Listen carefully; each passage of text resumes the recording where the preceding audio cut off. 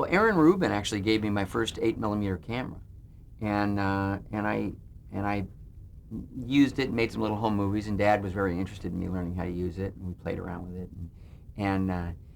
but it was really as a young mid-teen that I became hooked on the idea.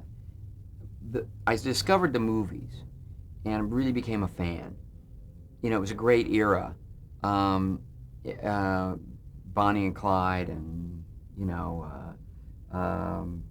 Zeffirelli's Romeo and Juliet, and Norman Jewison's In the Heat of the Night, and The Graduate, and on and on. Some fantastic films, and I really discovered the power of that medium. Even though I'd acted in movies as a kid, I'd been on these television shows, I didn't really think of it as a powerful art form or a medium particularly. I didn't even really. I knew people watched the shows and wanted autographs and things like that, but I didn't connect it to a sort of a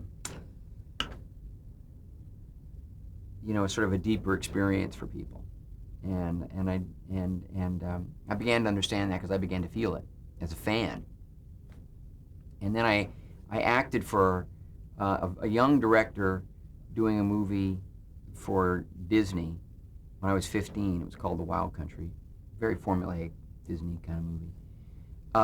But this guy Robert Totten, and he was great, and he was only 31 years old, I think, at the time, and he had directed his first feature film at 21. And I mentioned that I was interested in directing, and his attitude was, "What are you waiting for?" Whereas everyone else had always been rather patronizing about it. He gave me the belief that I could probably still direct a feature film when I was a teenager. I could do it. And I really began aggressively writing, making movies, and editing them together, and the films became a bit more sophisticated as I went along through high school. I had acted in American Graffiti and a couple of other movies, but Graffiti had been a big hit. Happy Days took off, became a #1 show. I wasn't getting much in the way of movie offers as an actor. But one offer did come along. It was for a car crash comedy called Eat My Dust. Well, I'd been writing scripts, one of them with my father, that I wanted to try to get independent financing for, to direct. And I was also making short films on the weekends and stuff like that. So I went to Roger Corman, who was then one of the only real outlets for filmmakers just coming out of college or just getting started to make movies. There was no MTV. There was no cable television. There was no Sundance Channel. There was nothing like that, really. And the system still pretty much kind of said, let's allow people to graduate into directing, in their late 20s or 30s, maybe at the earliest, outside of a few wonderkins, like Spielberg was already getting started in his very early 20s.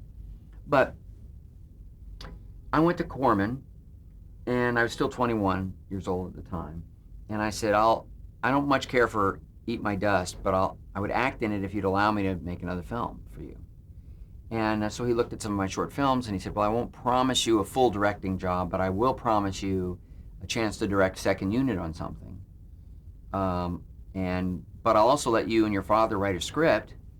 If I like the script, I'll let you direct it, providing you'll act in it. So we did Eat My Dust, and it was a big theater or drive-in near you hit, very modestly budgeted, but returned a great profit for Roger Corman.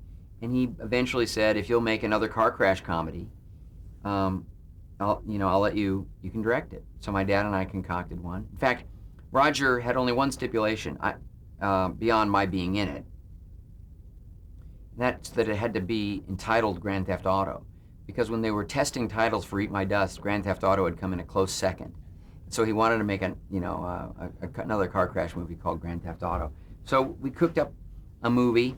My dad had a storyline that he was nursing along that we sort of adopted and applied to this. And God, in no time, we had a green light to make my first movie.